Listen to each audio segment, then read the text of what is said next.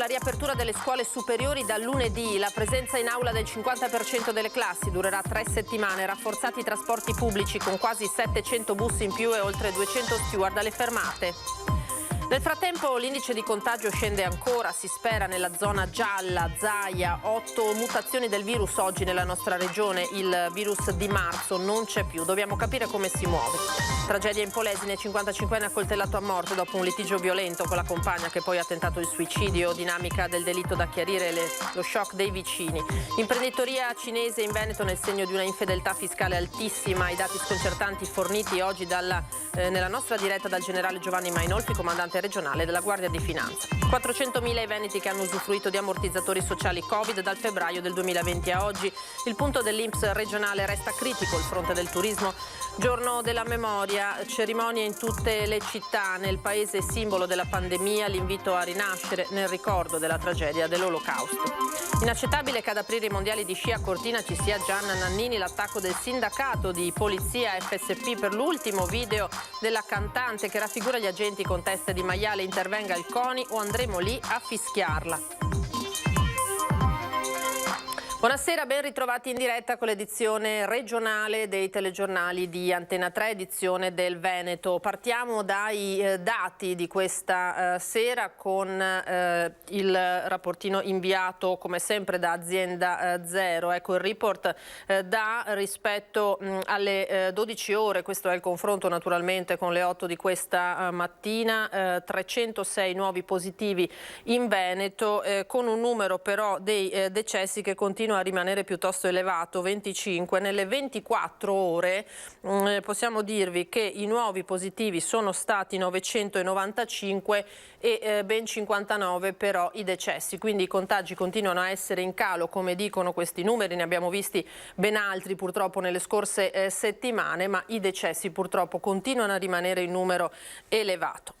E poi c'è la riapertura delle scuole superiori in Veneto da lunedì. La presenza in aula della metà delle classi durerà per 3 settimane. Rafforzati i trasporti pubblici con quasi 700 mezzi in più e oltre 200 vigilanti alle fermate. Lunedì apriamo le scuole, prime 3 settimane di prova al 50 e poi si va crescendo al 75 e finché non viene modificato il decreto si resta al 75 perché non c'è la possibilità di andare al 100% oggi. Il 1° febbraio riaprono le scuole superiori del Veneto, chiuse con ordinanza regionale del 4 gennaio. Se non cambia lo scenario epidemiologico, le presenze in aula passeranno in poco meno di un mese dal 50 al 75%, con l'auspicio che entro la fine dell'anno scolastico si possa arrivare al 100%, ma al momento è presto per qualsiasi previsione. Per noi sarà monitorato a vista il comparto scuola con l'apertura delle scuole, perché noi vi darò un bollettino dedicato alle superiori, perché guardate, noi ci facciamo il segno della croce se va tutto bene a fine febbraio, perché capite che se apriamo e tutto, cioè dal 15 febbraio in poi capiremo se il contagio riprende e avremo focolai importanti con le scuole, perché di conseguenza li troviamo nelle famiglie. Il rientro alle superiori coinvolge 213.000 studenti e 17.000 tra personale scolastico e docenti. Il piano regionale dei trasporti pubblici è stato stilato con la collaborazione delle prefetture e degli uffici scolastici per garantire spostamenti in sicurezza. La capienza dei mezzi di trasporto pubblici rimarrà al 50% fino alla fine dell'anno scolastico. I mezzi in tutto in Veneto saranno sostanzialmente 683 mezzi aggiuntivi. Per regolare l'accesso degli studenti ai mezzi di trasporto, il personale a terra sarà aumentato di 224 persone. Fin dall'inizio sarà inoltre messo in campo un servizio come se il rientro a scuola fosse in presenza già al 75%, soprattutto per testare le ricadute dell'aumento di autobus nel traffico delle grandi città. A Verona si sono trovati nelle condizioni di ipotizzare la doppia entrata alle 8 e alle 9:30 per sostanzialmente spezzare questi serpentoni di autobus. Dopo Ci possono essere delle città che reggono, ok, delle città che non reggono. Proprio durante la presentazione delle modalità di rientro a scuola, al TAR del Veneto veniva rinviata per rinuncia dei ricorrenti l'udienza in Camera di Consiglio per la sospensiva dell'ordinanza con cui la Regione dispose la didattica a distanza al 100% per le scuole superiori fino al 31 gennaio. C'è stata la data da parte dei ricorrenti, non c'è nessuna sospensiva e si va a sentenza il 24 marzo. L'indice di contagio dunque scende ancora, si spera, nella zona gialla. A questo punto Zaia dice 8 mutazioni del virus ci sono oggi nella nostra regione, dunque il Covid di marzo non c'è più, è un altro virus. Dobbiamo capire come si muove. Al via uno studio da Padova. Siamo alla 27ª giornata di flessione nella curva dei contagi. L'R continua e il Veneto si aggira sullo 0,62. Siamo la seconda regione in Italia ad avere ad oggi un parametro così basso, ma l'infezione ha un andamento strano. Se voi guardate le terapie intensive, vedete la terapia intensiva che parte e poi fa così, si impenna, cioè praticamente perpendicolare. Fa una fase di plateau che ci dura circa un mese, dove si alza e si abbassa 2 più 2, meno 2 più 3 più e poi precipita. C'è stata un'inversione tra ricoveri e dimissioni, questo dato viene guardato con attenzione dalla comunità scientifica. Questo potrebbe essere spiegato dal fatto, e adesso infatti c'è un grosso movimento nazionale della comunità scientifica dell'Istituto Superiore della Sanità nel monitoraggio delle mutazioni. Tra l'altro il Presidente è tornato a parlare dei casi, primo fra tutti quello della famiglia Busso, 3 componenti dello stesso nucleo morti in 18 giorni. Nel momento in cui noi abbiamo la carta d'identità della mutazione, cioè abbiamo la successione e capiamo qual è la mutazione, l'abbiniamo ai sintomi clinici del titolare di quel tampone. Poi una certezza, il virus di marzo in Veneto non è stato più trovato. Ci sono attualmente 8 mutazioni nella nostra regione, 5 sono quelli che si trovano nella banca dati nazionale, una è quella inglese e 2 sono tipicamente venete sulle quali, ha detto Zaia, stiamo lavorando. Fra l'altro, secondo i contagi dell'R Conti, la speranza è che il Veneto dalla prossima settimana possa passare in fascia gialla. Non ultimo, la regione ha avviato con l'Università di Padova uno studio. Il professor Baldo, con l'Università di Padova che noi abbiamo incaricato, ha praticamente concluso lo studio perché noi vogliamo vedere il livello di circolazione del virus nella popolazione, passatemi il termine, normale, casuale. Si tratta della prima regione che ha portato avanti questo studio. Ora veniamo alla cronaca, la tragedia che si è verificata in Polesine. Un 55enne è stato accoltellato a morte dopo un litigio violento con la compagna che ha poi tentato il suicidio. La donna è ricoverata in ospedale, dinamica tutta da chiarire, le testimonianze dei vicini che l'hanno salvata in extremis.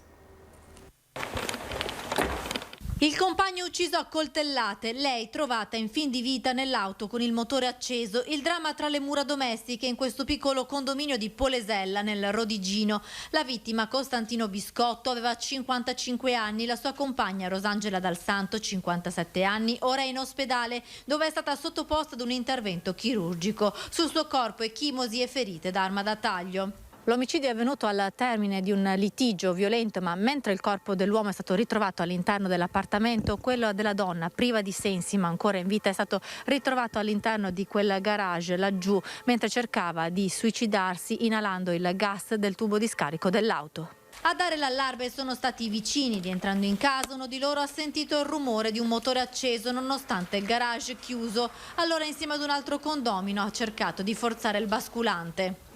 Ho preso il manico del crick dal mio baule, ho fatto leva sulla porta, siamo riusciti a passare con le mani in 3 e abbiamo scardinato la porta e ci siamo trovati davanti a questa scena, lei chiusa in macchina col manicotto del tubo di scarico, insomma ormai era più di là che di qua. Sul posto ambulanze, carabinieri e vigili del fuoco. Durante il sopralluogo per verificare la staticità dell'appartamento è stato scoperto il corpo senza vita di Costantino Biscotto, riverso a terra in salotto. I carabinieri di Rovigo hanno ritrovato e sequestrato 3 coltelli utilizzati durante il litigio tra la coppia. La morte del 55enne originario di Varese risalirebbe alla mattina di martedì, mentre la donna ha tentato il suicidio alle 20:30. Cosa è accaduto in questo arco temporale? I carabinieri stanno ricostruendo ricostruendo il buco di svariate ore, interrogativi a cui solo Rosangela può dare risposte. Secondo le testimonianze di alcuni vicini, pare che i rapporti tra la coppia fossero tesi a causa della gelosia, soprattutto di lei. Litigare ultimamente spesso. Ieri fatalità, io sono uscito di casa alle 10, ho visto che c'era qua il furgone, stranamente, però ieri sera è successo quello che è successo. Nei prossimi giorni è attesa l'autopsia che potrà ulteriormente chiarire la dinamica dei fatti. Gentili con i vicini, dunque riservati, nessuna segnalazione in comune o dai carabinieri. Anche il sindaco di Polesella non sa spiegare cosa sia successo nella coppia. Di vista così, li conoscevamo, sì. Persone tranquille? Tranquille, sì, normali, insomma, ci salutavamo quando venivano fuori con la macchina, anche lei, insomma, andava a camminare, quando tornava ci salutava. 2 persone gentili, certo. Andava a lavorare, lei diceva ciao amore, gente tranquilla, non mai pensare a una roba così. 2 persone educate, gentili e riservate. Nel quartiere Rosangela e Costantino erano conosciuti, non frequentavano però il paese ma intrattenevano buoni rapporti di vicinato. Nessuno poteva immaginare quello che poi è accaduto. Anche il sindaco di Polesella è rimasto sotto shock quando ha preso la notizia del delitto e del tentato suicidio. Sono 2 persone che erano conosciute qui dal vicinato, che però non avevano mai dato particolari segnali di preoccupazione rispetto a relazioni difficoltose al proprio interno. Questo insomma sta a significare, abbiamo verificato anche questa mattina, che i servizi sociali non sono mai stati allertati per problemi di violenze domestiche, familiari o di altre questioni. Quindi insomma è una sorpresa che purtroppo ci colpisce negativamente e non possiamo che esprimere il cordoglio per i familiari che vivono questa tragica vicenda. Cambiamo pagina, parliamo di imprenditoria cinese nel nostro territorio. L'infedeltà fiscale è altissima. I dati sconcertanti sono stati forniti oggi durante la nostra diretta dal generale Giovanni Mainolfi, comandante regionale della Guardia di Finanza. In larghissima parte non pagano imposte, non versano contributi, ma attingono dalle casse dello Stato. Parliamo delle migliaia di imprenditori cinesi che aprono le piccole e medie attività nel nostro territorio e sono loro ad essere finiti nel mirino della Guardia di Finanza. Nel Veneto c'è una popolazione di oltre 40.000 cittadini cinesi che gestiscono qualcosa come oltre 10.000 partite IVA. Dunque ogni 4 cinesi c'è un imprenditore. E ci siamo accorti che gli amici cinesi purtroppo hanno una fedeltà fiscale, meglio definirla infedeltà fiscale, altissima, perché bisogna pensare che il 58% delle dichiarazioni di queste partite IVA dichiara reddito zero, il 21% di queste 11.000 partite IVA dichiara poco più di 5.000 euro, in ogni caso meno di 6.000 euro. Quindi ci troviamo di fronte a una platea di soggetti che nell'80% dei casi non dichiara alcunché. Sul territorio di questi soldi non rimane nemmeno un centesimo e sono proprio le indagini minuziose della Guardia di Finanza a portare a galla un sistema paradossale. Gli amici cinesi in un decennio hanno portato via dal nostro territorio circa 600 milioni di euro. Quindi quello che avrebbe dovuto essere reddito dichiarato nel nostro paese in realtà si è volatilizzato verso altri lidi. Infedeltà, la parola chiave per queste attività anche da un punto di vista contributivo. In un decennio oltre 230 milioni di euro di contributi non sono stati versati all'INPS. C'è una situazione paradossale. Non solo non hanno versato, ma hanno attinto alla cassa integrazione che è erogata dall'INPS per oltre 50 milioni, quindi al danno la beffa. Un sistema perverso. Ci sono stati casi che fanno davvero riflettere, sui quali l'occhio attento dei finanzieri si è posato. Ci sono stati casi in cui lo Stato italiano, mediante la cassa integrazione, ha pagato lo stipendio a qualche malcapitato che inevitabilmente è sfruttato dai suoi stessi connazionali, per produrre in nero presso un'altra impresa. Un sistema, o meglio circostanze che non sono affatto casuali e sulle quali gli uomini della finanza continuano ad indagare. Sono 400.000 i veneti che hanno usufruito di ammortizzatori sociali Covid dal febbraio del 2020 a oggi. Il punto del direttore dell'INPS regionale Antonio Pone. il volume di lavoratori che è stato interessato da cassa integrazione e ammortizzatori sociali cosiddetti Covid, cioè finanziati per effetto della pandemia direttamente dallo Stato, è sicuramente superiore a 400.000 lavoratori in Veneto. Quasi un veneto su 10 ha usufruito degli ammortizzatori sociali adottati con il Covid, e questo forse il dato più emblematico di un anno che ha visto l'Istituto di Previdenza muoversi tra casse integrazioni ordinarie, in deroga e fondo di integrazione salariale, il famigerato FIS, strumenti diversi per una crisi dalle mille facce. All'inizio, marzo, aprile, maggio l'anno scorso, per effetto del lockdown, praticamente la chiusura era generalizzata. Adesso è più selettiva, insiste sicuramente di più su certi settori, turismo e alberghiero, ristorazione, che sul manifatturiero. I tempi duri del lockdown hanno lasciato spazio quindi a una situazione più variegata e consentito all'Istituto di normalizzare i tempi di autorizzazione e di pagamento.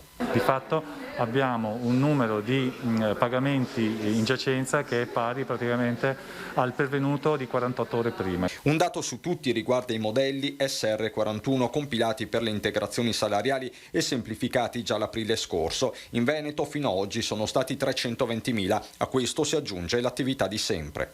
Abbiamo ripreso a pieno ritmo anche quelle che sono le tradizionali lavorazioni, perché nonostante l'emergenza le persone continuano ad andare in pensione, noi dobbiamo provvedere a prima liquidazione, ricongiunzioni, riscatti, tutto quello che è il tradizionale ambito di attività dell'INPS. Da Vo al mondo un invito a rinascere senza spaccature nella giornata della memoria, la sobria cerimonia nel rispetto delle regole anticontagio davanti alla lapide posta su Villa Contarini Giovanelli Venier, tra i primi campi di concentramento italiani nel 1943, adesso Museo della Shoah.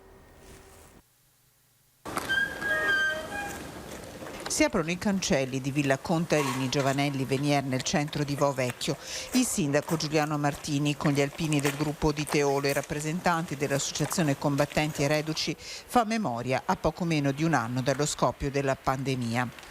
Questi cancelli dal 3 dicembre 1943 si chiusero per 71 ebrei di Padova e della Bassa, bambini, donne, uomini, intere famiglie, 47 dei quali, 21 maschi e 26 femmine, vennero trasferiti il 17 luglio del 1944, prima alla risiera di San Sabba a Trieste, poi ad Auschwitz. Di lì tornarono solo 3 donne, la più giovane aveva 17 anni.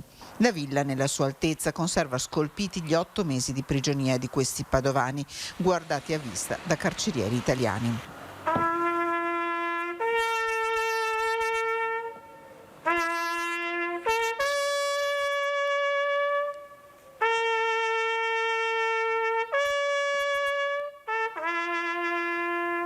Parla di storia e di memoria Giuliano Martini, attuale sindaco di Vo, orfano degli studenti delle scuole del territorio presenti in questa giornata solitamente, circondato dalle poche persone che il coronavirus consente di avere accanto. Questa è una vita appunto che si erge alta, che svetta alta qui a Vo Vecchio e che vuole essere un monito per le future generazioni, ma anche un senso di speranza, perché siamo consci che anche durante questa pandemia tutto dipende da noi, dalla nostra volontà, dalla voglia di agire in modo corretto e di reagire a quello che sta succedendo.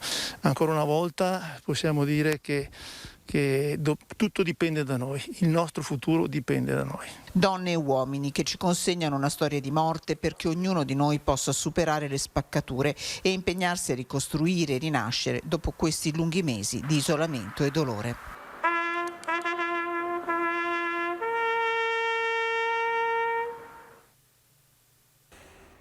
E ospita dunque dal 2012 il Museo della Shoah e del Paesaggio Villa Contarini Giovanelli Venier a Vo Vecchio. Dei 47 ebrei che partirono da qui, destinazione Auschwitz, tornarono solo in 3. Qui sono stati imprigionati per 8 mesi dei padovani, 47 in totale, ma ne sono passati una settantina. Sì, circa una settantina di persone. E le persone sono state così catturate nei rastrellamenti avvenuti a seguito dell'emanazione dell'ordinanza di polizia numero 5 del ministro Buffarini Guidi della Repubblica Sociale Italiana, emessa il 30 novembre del 1943. Già il 1 dicembre questo luogo, che era di proprietà privata, è stato requisito e trasformato in campo di raccolta. Anna Zevi aveva 30 anni quando venne prelevata con la madre Emma Ascoli Zevi nella merceria di famiglia in piazza Maggiore a Este. Le prime persone a essere rinchiuse qui, quasi 8 mesi a dormire con i compagni di prigionia al terzo piano della villa tra i vigneti e la tracchite dei colli. Con loro altre 69 persone, da cui ne partirono 47 destinazione Auschwitz, il trasferimento coordinato dal capitano tedesco Willy Lembke. Anna ed Emma, come la maggior parte dei deportati, morirono nelle camere a gas all'arrivo al campo il 3 agosto 1944. Dal lager tornarono in 3. Questa nobile dimora veneziana, restaurata a metà Ottocento dalla famiglia Giovanelli Venier, fu tra i primi campi di concentramento aperti in Italia. La permanenza di queste persone è stata nei primi mesi un po' difficile perché il freddo, il cibo era sempre molto scarso e il comandante del campo si rivelava una persona piuttosto severa. Poi con la sostituzione del comandante la loro permanenza è stata un po' più lieve, le persone potevano uscire, i ragazzi anche a nuotare nel fiume, in piazza, a giocare, fino al 17 luglio del 1944. Una vicenda narrata di bocca in bocca a Vovecchio, ma riportata alla luce della passione storica dell'attestino Francesco Senmin, che un libro lo ha dedicato solo ai bambini del campo di Vo, con il ricordo di una notte particolare, quella della veglia di Pasqua del 1944.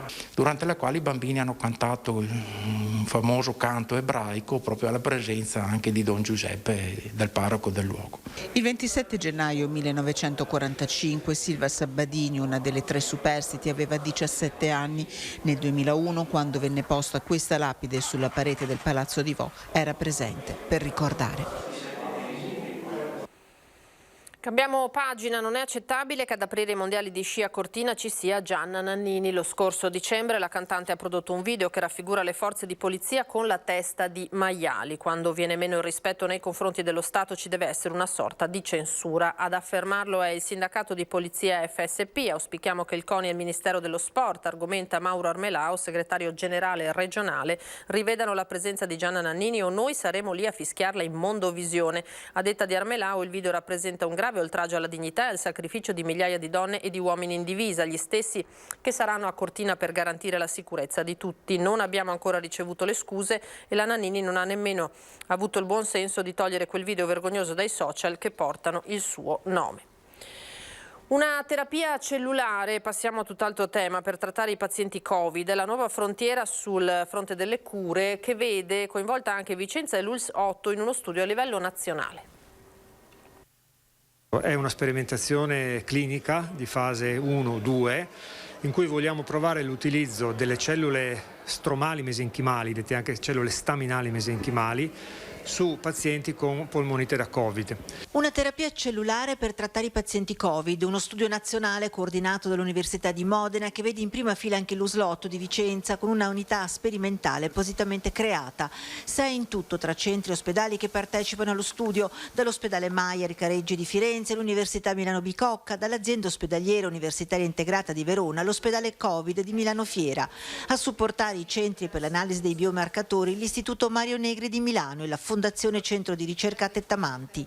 Il tutto autorizzato dall'Agenzia Italiana del Farmaco. Isoliamo queste cellule mesenchimali che sono presenti, molto rare, sono dei cloni, e tramite un processo che è stato messo a punto in questo laboratorio ne otteniamo alla fine 1 miliardo di cellule che viene messo in una sacca di criopreservazione ed è la dose che andrà infusa sui nostri pazienti. Cellule che vengono estratte da materiali come a Vicenza dal cordone ombelicale o come in altri centri dal tessuto adiposo, dal midollo osseo. Una quarantina i pazienti Covid da selezionare, di cui 10 vicentini di età compresa fino a 80 anni che provengono dai reparti di malattie infettive e pneumologia, quindi con problemi respiratori anche gravi causati dal virus, ma non ancora da terapia intensiva. Queste cellule sono in grado da una parte di fermare l'infiammazione e anche una funzione di tipo rigenerativo sul tessuto, quindi esplicherebbero tutte queste funzioni qua.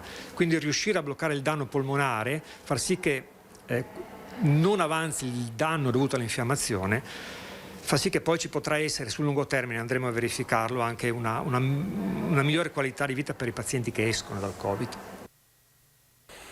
Era l'ultimo servizio, grazie per averci seguito, vi lascio alle previsioni del tempo per domani, arrivederci.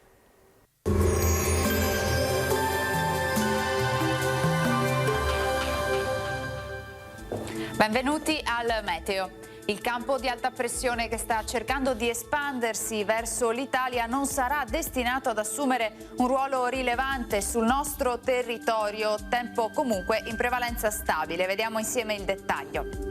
Sul Veneto la giornata di giovedì 28 gennaio sarà caratterizzata da un ampio soleggiamento. Dal pomeriggio però aumento della nuvolosità con addensamenti alternati a spazi di sereno, precipitazioni generalmente assenti salvo una probabilità molto bassa di qualche fiocco di neve sulle Dolomiti. Temperature minime sempre piuttosto fredde, sotto zero quasi ovunque, valori massimi invece tra 1 e 6 gradi all'incirca. Ci spostiamo ora sul Friuli Venezia Giulia, dove lo scenario sarà simile con tanto sole al mattino, col passare delle ore più nubi con cielo a tratti coperto ma senza piogge. Temperature minime sopra lo zero solo a Trieste, massime sui 6-8 gradi all'incirca. Uno sguardo infine al Trentino Alto Adige, dove il tempo sarà anche qui decisamente stabile e soleggiato dappertutto, locali nevicate intorno ai 1000 metri sui confini alpini, anche abbondanti. Temperature minime intorno ai -2 gradi, massime invece sui 7 all'incirca. Dal Meteo di Antenna 3 per ora è tutto, grazie per l'attenzione e arrivederci.